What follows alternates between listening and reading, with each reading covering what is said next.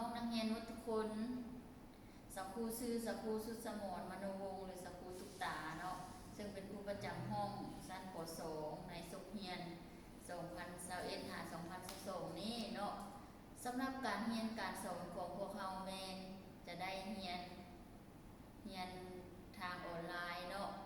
ซึ่งเนื่องจากว่าพยาธิโควิด -19 ได้ระบาดทั่วประเทศลาวแล้วก็ในทั่วโลกเนาะฉะนั้นแล้วการเรียนออนไลน์นี้สักครูอยากให้น้องๆนักเรียนทุกคนจงตั้งใจเรียนและปฏิบัติตามที่สักครูสิสอนนี่เนาะฉะนั้นแล้วมื้อนี้ก็เป็นมื้อวันศุกร์วันที่3เดือนกันยายนปี2021เนาะซึ่งสักครูจะพาพวกหลานมาเรียนวิชาภาษาลาวซึ่งจะเป็นภาคของไวยากรณ์เนาะสำหรับไวยากรณ์นี่แม่นสักครูจะพาพวกหลานทวนคืนเนาะทวนคืนนับตั้งแต่เริ่มตั้งแต่พยัญชนะเนาะพยัญชนะเข้าพยัญชนะผสม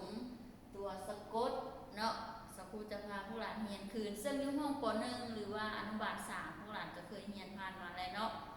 ฉะนั้นแล้วเราไปเข้าบทเรียนเราเลยวิชาภาษาลาวเนาะ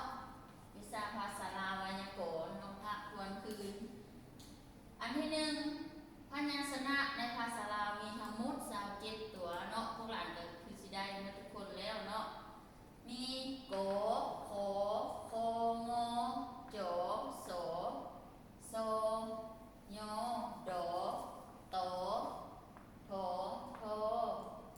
นอบอปอขอฝอพอฟอมอยอรอลอวอหอโอหอเนาะอันนี้แม่น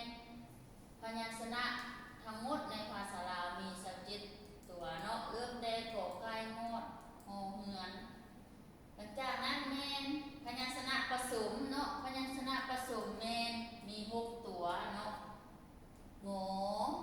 หยอหนอหมอหลอวออันนี้แม่นพยัญชนะผสมทั้งหมดมี6ตัวเนาะแล้วอันที่